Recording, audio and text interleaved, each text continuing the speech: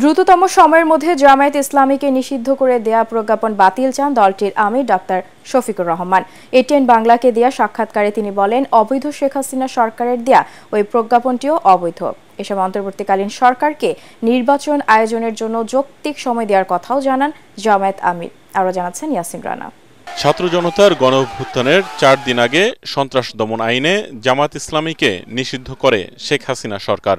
তবে আওয়ামী লীগ সরকারের পতনের পর আইনগতভাবে নিষিদ্ধের ইস্যুটি ফয়সালা না হলেও প্রকাশ্যে রাষ্ট্রীয় কার্যক্রমে অংশ নেয় দলটি। দীর্ঘদিন পর খোলা হয় মগবাজারের কেন্দ্রীয় কার্যালয়ে। ক্ষমতার পট পরিবর্তনের পর এখন সারা দেশে সক্রিয় জামায়াত ইসলামী ও ছাত্র শিবির।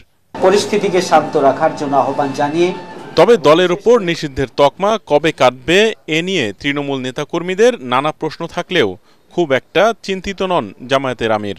কুমতলব নিয়েই তারা আমাদেরকে নিষিদ্ধ ঘোষণা করেছে।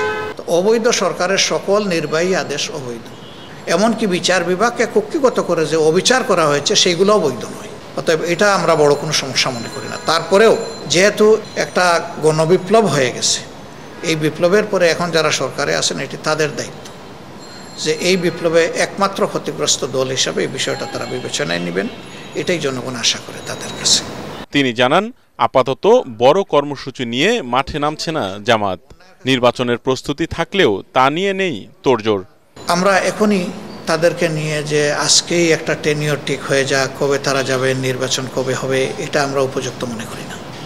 আমরা মনে করি তাদেরকে একটু সময় দিতে হবে, তারা যেন গুছাইয়ে নিতে পারে। তবে এই সময়টা দীর্ঘ হওয়া উচিত না, যৌক্তিক হওয়া উচিত। রাজনীতি স্থিতিশীল হোক, সবাই স্বাভাবিকভাবে তাদের দলীয় কার্যক্রম শুরু করুক, তারপরেই আসবে জামাত একা ইলেকশন করবে নাকি কারো সাথে সমন্বয় করে করবে, সেই বিষয়গুলো নিয়ে এখনো আমরা কোনো সিদ্ধান্ত নেইনি। জামাত আমিরের অভিযোগ, মিথ্যা ও সাজানো মামলার মাধ্যমে দলের নেতাকর্মীদের ফাঁসি কারাদণ্ড দিয়েছিল শেখ হাসিনা সরকার। এ বিষয়ে আইনি পদক্ষেপ নেয়ার প্রস্তুতি চলছে বলেও জানান তিনি। আমাদের বিরুদ্ধে তো মামলাগুলো চালু হয়েছে 9 সাল থেকে। আমরা প্রত্যেকটা অবিচারের বিরুদ্ধেই মামলা করব এবং এই মামলার বাদী, সাক্ষী, তদন্তকারী, বিচারক, কোনো বিচারকও যদি দেখা যায় যে তিনি তার সীমা লঙ্ঘন করেছেন, তিনিও কিন্তু মামলার আসামি হবেন এবং এটাই ন্যায় বিচারের দাবি।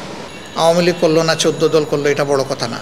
নিরীহ মানুষের একজনকেও যাতে মামলার আসামি না করি সেই ব্যাপারে আমরা সতর্ক। প্রতিহিংসার রাজনীতি না করা এবং সংখ্যালঘুদের নিরাপত্তায় কাজ করতে নেতাকর্মীদের নির্দেশ দেন জামায়াতের আমির। ইয়াসিন রানা, এটিএন বাংলা, ঢাকা।